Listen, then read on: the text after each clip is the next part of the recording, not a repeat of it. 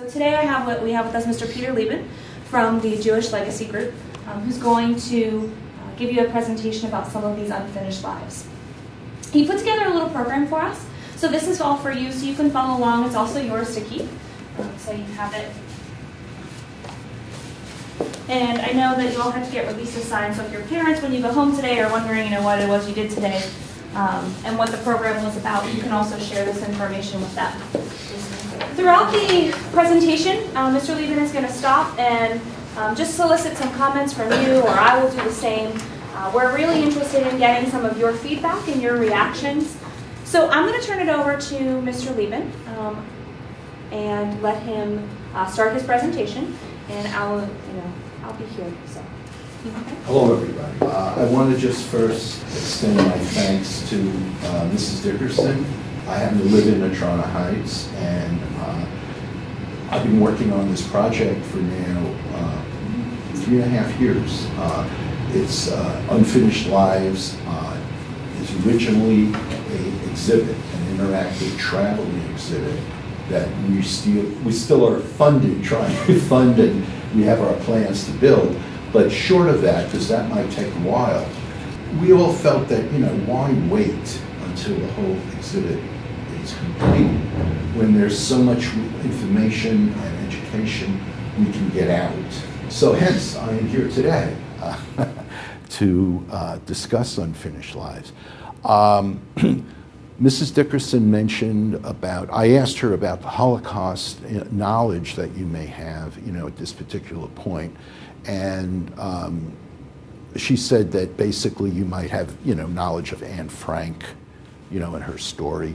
And that was really interesting to me because that really is significant in Unfinished Lives.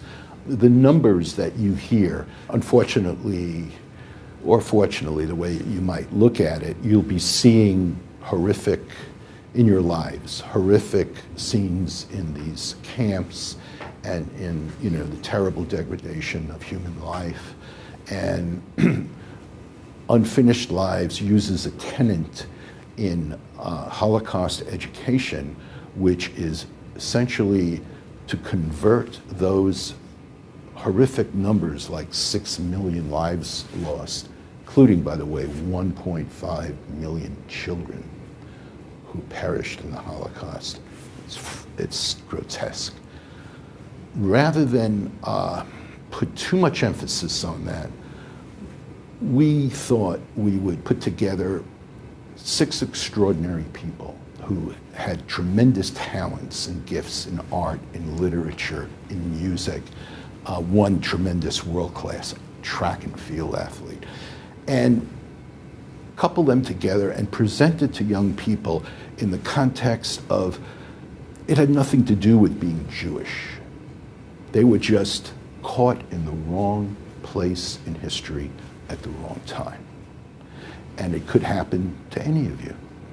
If you were, in a period of history that was dark and cruel, and you were basically caught up being who you were, whether you were Catholic, Jewish, if the prevailing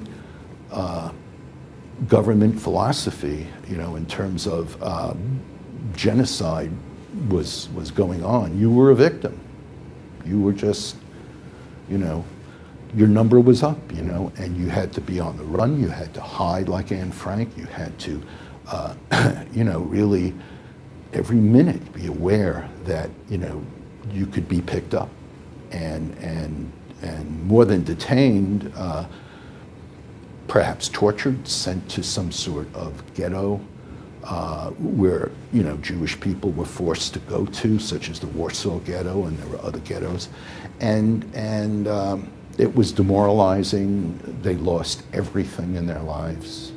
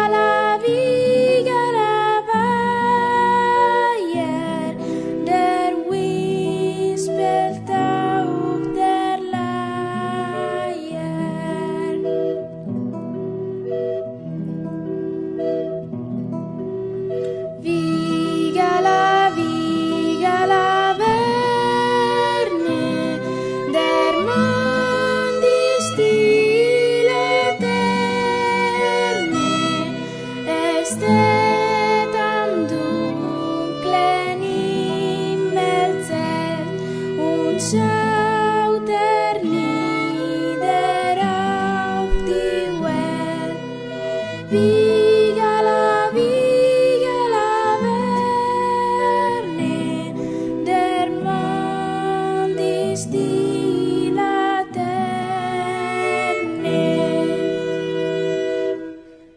Wiegele, Wiegele, Wille, wie ist die Welt so stille? Es tut kein Laut die süße Ruhe. Schlaf, mein Kind, kein Schlaf fallst du. Wiegele, Wiegele, Wille, wie ist die Welt so stille?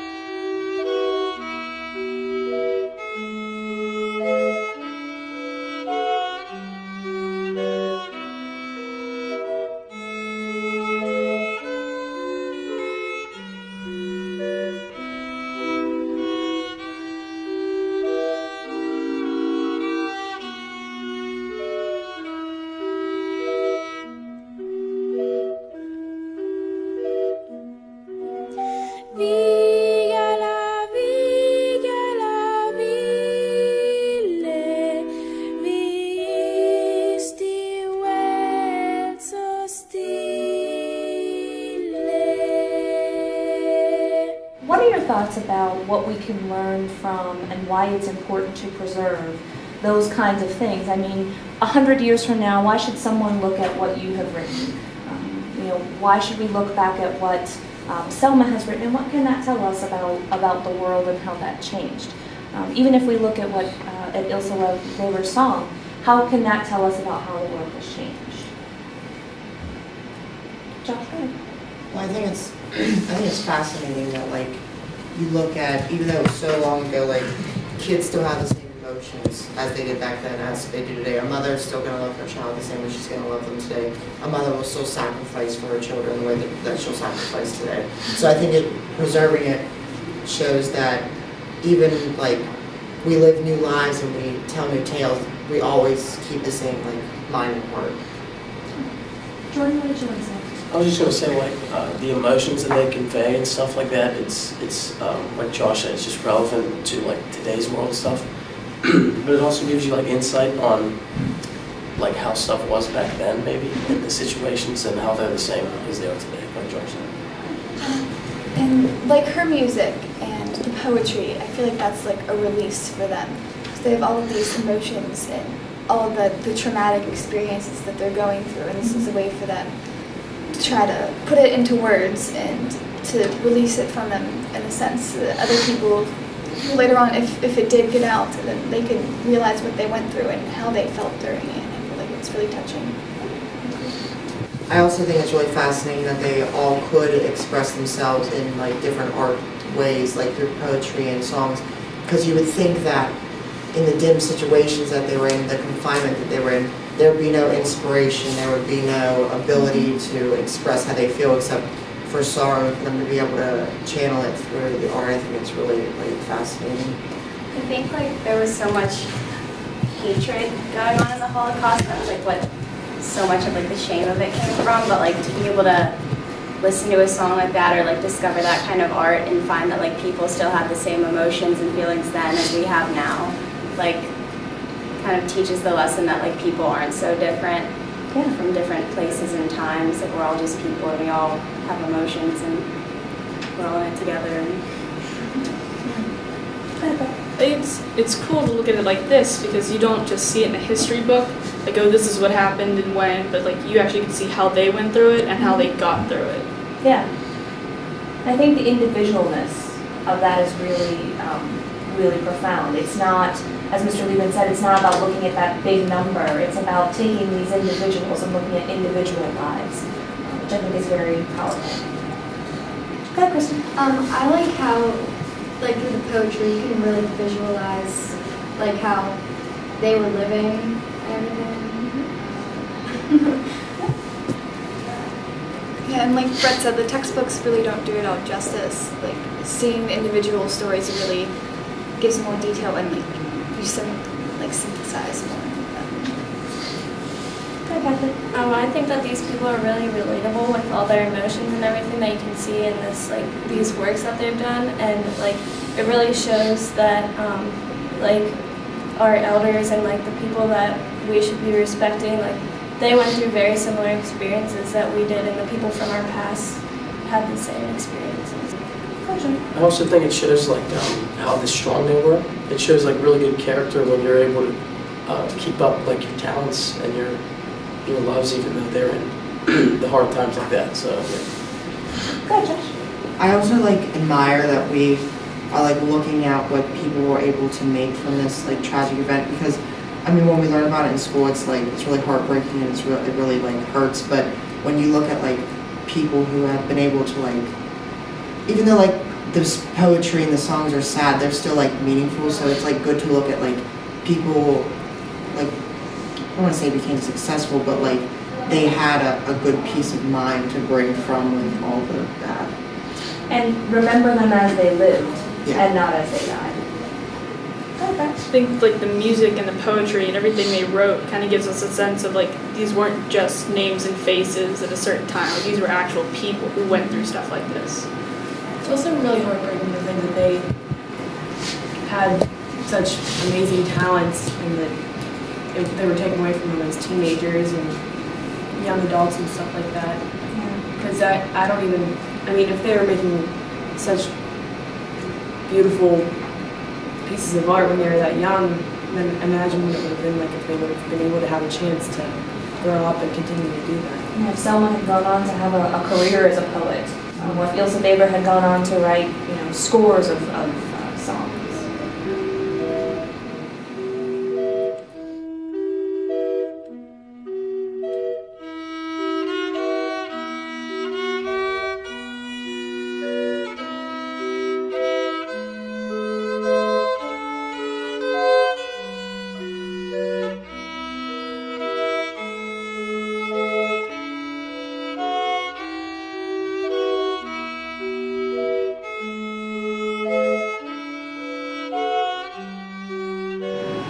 It kind of puts it into perspective because you don't realize how much it affects people who aren't directly involved in the concentration camps. So just seeing somebody else that's outside of it and seeing all they went through, and for him to feel bad enough that he had to take his own life, I mean that speaks volumes.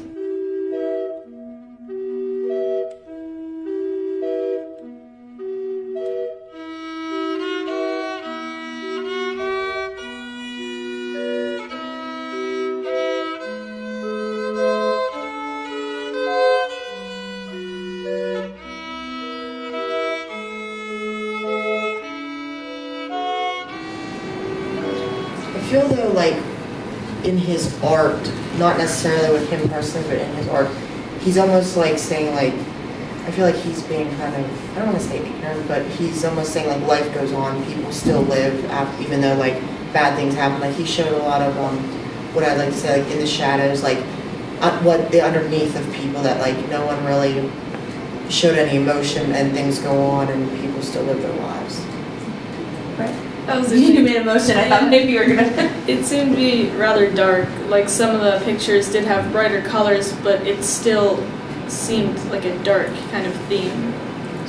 What do you think made the Nazis declare his art degenerate? From what you know about Nazis and their goals, what makes that? I mean, why does Kirchner not fit into that? Sort of what the Nazis' plan was as far as Germany and beyond. The Nazis want people to think that Germany was a fantastic place and everything was going great and society was semi-perfect.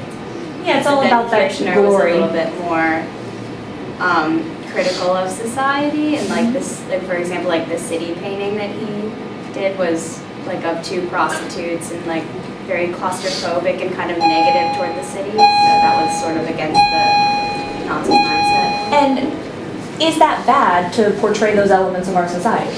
No. Josh? Well, I also think that's what Brett said, like, the way he painted, like, you could tell that, like, yeah, he did use bright colors and whatnot, but you could tell by the expression of, like, the people and the things and how he was trying to portray things. Like, it wasn't happiness, it was kind of just miserable. Like, I almost got, like, a miserable feeling from them. Like the definition of expressionism is how it's supposed to bring out like the emotion of it. It's not like the city painting, for example. It shows the city, obviously, but it's really bringing out that emotion from it. Like it's not Like the way people lived or the way that they felt about living in the city, right? Yeah, like it's not just a picture of two prostitutes and some guys. Like it's like more than that. Right. I'm going to take away how real the people are that were a part of the Holocaust, how their lives really were, what they did with their lives. I mean, this really was an amazing experience just to see their lives and how they took a really awful situation and kind of made something out of it and made something that should live on. I think like before I always thought of the Holocaust, like the victims as like such a huge number of people, like groups, and then now they look more like individuals with like their own lives and accomplishments and work. I'm probably going to take away the fact that they didn't just die in concentration camps or places like that. Like some were so like mentally affected that they took their own life. When people think of the Holocaust, normally they don't think of all these strengths that these people had. They just think of all the bad stuff. So this presentation really showed me like their skills and talents, and the Holocaust didn't stop them from doing what they loved. But Kristen? I just think it's really amazing how everyone said about how bad the situation is, you can take something and make it like beautiful, like what you have to offer to the world. And I don't know, it's just really moved. I'm not gonna think of this anymore as just people who lived and died in the Holocaust, and like they're gone and they're dead. Like they're living on in their music and their art and everything. Like they're still going. Wiegele, Wiegele vajer, der Wind spielt auf der Leier, spielt so süß im grünen Ried, die Nachtigall, die singt ihr Lied. Wiegele, Wiegele vajer, der Wind spielt auf der Leier.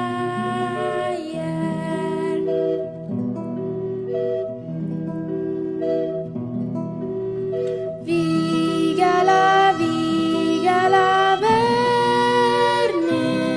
der Mann die stille Terne,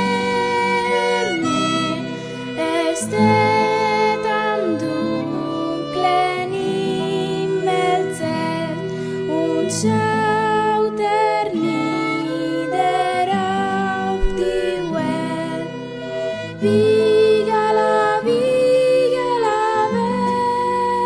verne, der Mann die stille Terne.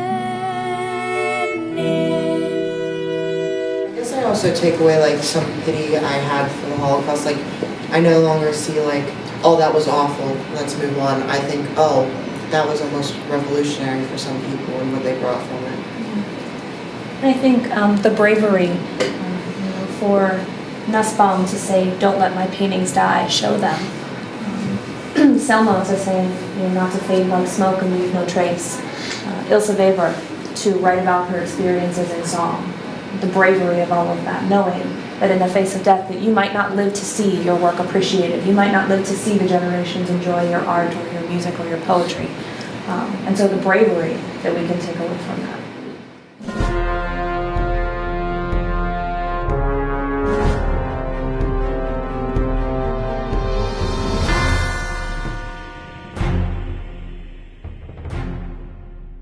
This song was written by Ilse Weber in the Theresienstadt ghetto. In 1939, Ilse Weber, she managed to send away her oldest son, Hanusz, from Prague to Sweden. 3 years later, she writes, "Letter to my son in Theresienstadt." Hanusz Weber, he still lives in Sweden. Ilse Weber and her youngest son, Tommy, they died in Auschwitz in 1944. Hanusz Weber and Ilse Weber's grandchild, Tommy, is here with us tonight. Letter to my son.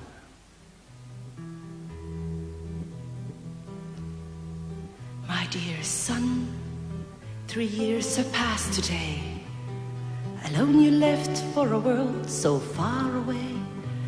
I can see you at the station there in Prague. By the open window we say goodbye. Your brown and curly head is leading through. You cry and beg, please let me stay with you. Please let me stay at home with you. To say farewell was hard for you to take. You were so little frail and only 8. And when we had to walk home without you, I felt my heart would break in two.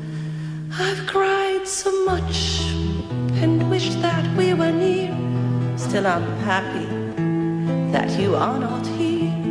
I'm happy you are not here. An unknown woman took you as her son. She will go to heaven for what she has done. I bless her with every breath I take.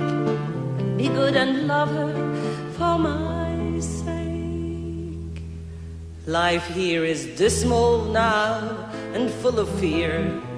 They took all that we owned and had so dear. Our house and home, everything is gone. They plundered us, nothing's left alone. They took your train set and without remorse, even your brother's little rocking horse, even your brother's rocking horse. We couldn't keep our names, they stripped us bare and gave us numbers round down next to where. Marked like cattle, I bear the disgrace. If your father could live with me in this place, your brother cannot even stay with me. I am as lonely as one ever can be. I am as lonely as one can be. You're still too little to grasp what it means to carry the pain of loneliness and tears, body against body in one room, lying together in sorrow and gloom. Are you healthy? Are you learning well, my dear?